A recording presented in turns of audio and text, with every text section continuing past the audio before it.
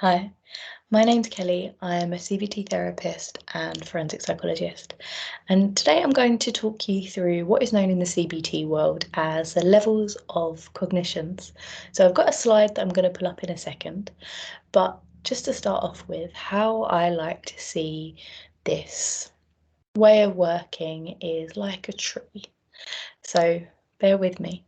So if you imagine a tree, you've got the leaves and the branches at the top, you've got a trunk, and then you've got the roots. So when we're thinking about levels of cognitions, you've got your core beliefs, which are your roots, and they filter through to the trunk, which are your rules and your assumptions. And at the top, all the leaves, the branches, they are your thoughts. So that is how kind of the three levels of cognitions, how I like to see all feed into each other. And it really is quite essential to be able to understand your own levels of cognitions or perhaps the people that you are working with.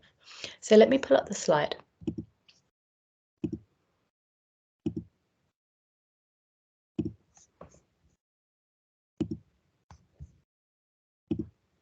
So as you can see, pretty basic slide, but so as I said, we have our core beliefs. So everyone has core beliefs. They are often developed in childhood or sometimes within that critical period, so before the age of 7. However, they can be developed throughout your life. And of course, within CBT, we are looking at understanding those negative core beliefs and how we can transform those negative core beliefs into positive core beliefs or more balanced core beliefs. So when we are looking at core beliefs, they are the phrases that start with I am. So I've got the example here that I'm going to work with you through. So you've got I am inadequate, but you could have I am unlovable, I am unworthy, I am not good enough, I am ugly, I am a failure, whatever it may be. But please remember that when you're doing the downward arrow technique, which I have another video on about, you want to get to the stage where it is an I am statement. As soon as you hit that, you know you're at the core belief level. So once you've got an understanding of what that core belief is, we have rules and assumptions. And again, everyone has them. And they can be rules and assumptions that are developed because of what other people have told us. It could be what we've learnt from other people. It can be from situations that we've been through, but they are almost always linked to a core belief. So if we're working with this example here of I am inadequate, you have an assumption. So an assumption is a statement of if ... then. So you've got the examples here of if I don't work hard, then I'm going to fail. Or if I don't do it perfect, then people will judge me. So as you can see, the statement or the sentence is if I ... then ... So that is the assumption, and they are assumptions that people hold about themselves. They can also be assumptions that they hold about other people or the world in general. But they are assumptions nonetheless. And you can work with trying to make them more bendable. Similarly to rules, you can use behavioural experiments with them, you can use continuum work with looking to change them, but there are things that can be changed, but you need to obviously understand what they are first before you seek to try and change them.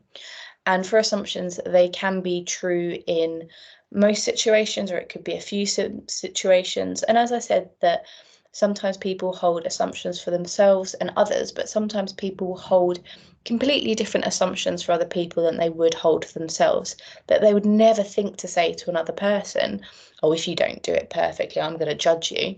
But for themselves, they hold that assumption true.